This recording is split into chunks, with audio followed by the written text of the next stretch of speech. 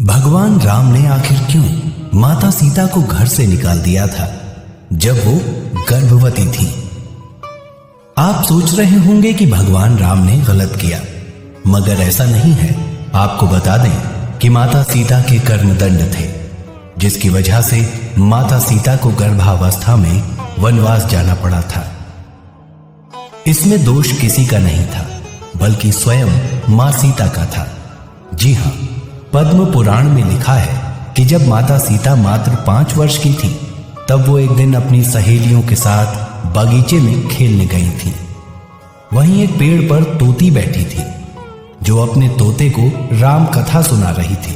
अयोध्या में राम जन्मे हैं, राम दशरथ के पुत्र हैं, राम का श्रृंगार अति सुंदर है।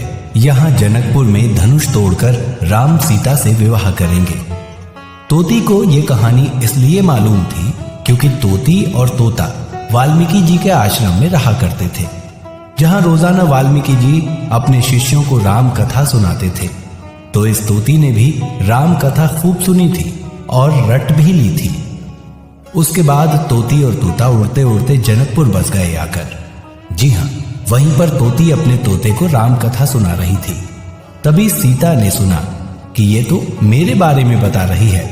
तो मौका देखकर चुपके से माता सीता ने तोती को पकड़ लिया और उसे पिंजरे में कैद कर दिया और बोली कि तुमने बहुत बढ़िया कथा सुनाई है, और सुनाओ। तभी तोती बोली कि बहन, मैं गर्भवती हूं, मुझे कैद मत करो। माता सीता ने उससे कहा कि मैं तुम्हारे लिए सोने का पिंजरा बनवा दूंगी।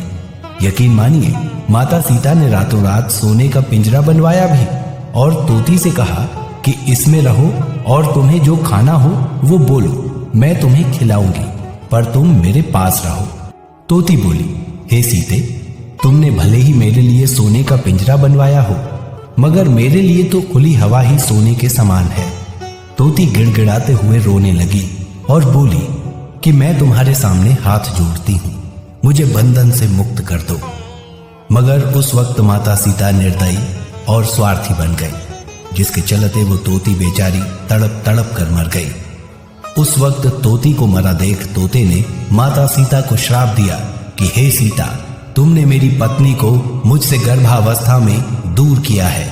जाओ, मैं भी तुमको श्राप देता हूं कि जब तुम गर्भवती होगी तो तुमको भी तुम्हारा पति खुद से दूर कर देगा।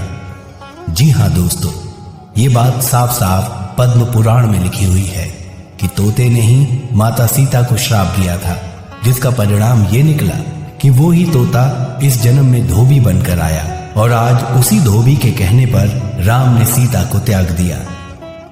बस इस जगह दोष ना तो धोबी का था और ना ही प्रभु श्री राम का, बल्कि ये तो माता सीता का कर्मदंड था, जिसे मां ने खुशी खुशी स्वीकार भी किया था। तो दोस्तों, माता सीता से सीखिए कि अपने कर्मों का दंड यहीं भोगना पड़ता है, इसलिए इसे हंसते हंसते स्वीकार कीजिए और भोगिए। जब कर्मों के भोग भोगने से हमारे भगवान नहीं बच पाए, तो हम तो उन्हीं के बनाए हुए इंसान हैं। डाउनलोड मौज।